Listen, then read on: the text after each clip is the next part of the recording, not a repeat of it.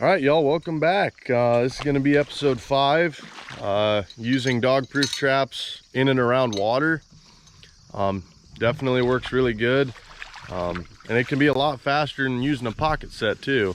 I love using pocket sets, but there's sometimes if I'm running a big road line or something, I'll just throw dog-proofs down in a creek or whatever, call it good.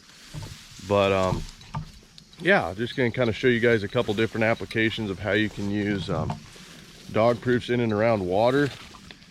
I'm actually in the creek right now. We got some rain last night. This is the same creek that I filmed all the raccoon tracks over there.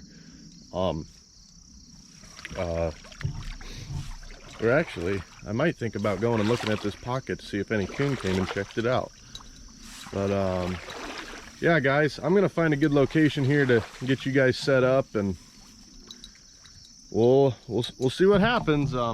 I think this is going to be a good video. There's multiple different applications, so I'm going to try and show some different ones of how you can use these suckers in and around water. But anyways, guys, let's get to it. All right, guys, I just found a prime location for using dog proofs around little creeks and stuff like this. There's actually a pretty good coon trail here too, so that's a plus also. But if you guys can see this here, it's going to be kind of hard to tell. You can see there's kind of a divot right there. There's this big washout. There's a cornfield up there. Big washout, and there's this ditch that comes down. If you look down in here, the coon's got just a trail basically down to the mud right now, going right down through here and leading to the water. And they all kind of come, I'm sure they play around or mess around or whatever on these logs here, but this particular area right here is where they're coming down to the water. Now, I don't want to set this dog proof right too close to that log there, because as I explained in the episode before, if I can get hold of my dog proof, if a coon can get this dog proof against this tree and get some pressure on it, he can get himself out of that sucker. So we're going to go ahead and back it up a little bit here. This is going to be kind of interesting. I'm going to have to clear a little area here, but so we got our trail here right there. Hopefully you guys can see that there. Yep, you can see that little mud patch right there. I got this camera in the creek right now, guys, so we're right on the water's edge here. But what I would do with this is I'd find little ditches like this or feeder creeks or whatever. And I'm just taking that dog proof, staking it right there, right in the trail, and putting whatever I want to use for bait in there, probably cat food. I might use carp in this one just because I'm closer to water, and I think it might be more appealing for coon that are running in the water.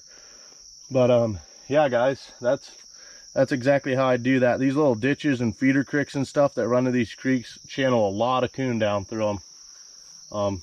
They're absolute killer locations in and around little creeks like this one. So anyways, guys, I'm going to try and find a little bit of a sandbar or mud bar, if you will. Show you guys a dog proof set on that. So stay tuned, guys.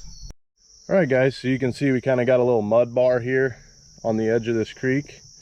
There's actually some fresh coon tracks up there, which it rained last night, so they must have been walking through here this morning even. But we got a nice mud bar here, and these are also really good locations to pick up raccoon, especially with dog proofs, because you can put that dog proof in the middle of this bar here. Basically where you find the most tracks in a given area on a bar, just put a dog proof in the middle of it. I'd actually prefer, I'd probably move this stick out of the way, or I'd go over here.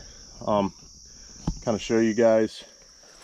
I'd just come down probably right about in here. Want to kind of be away from that limb a little bit, but I'd kind of just come right over this general area right here, away from that limb enough to where it's not really going to affect my trap, and I'd probably just stake it right in here somewhere. And any coon walking this water's edge or anything like that, they're going to stumble upon a dog proof there that's got some bait in it, and hopefully they're hungry. So that's kind of how I'd set a mud bar slash sandbar. That's kind of what I call it. Now I'm going to show you guys a feeder creek application.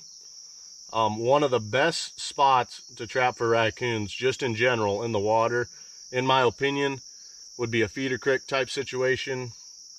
Them feeder creeks coming to bigger creeks are, I would say, money makers, but fur's not really worth a whole lot right now. So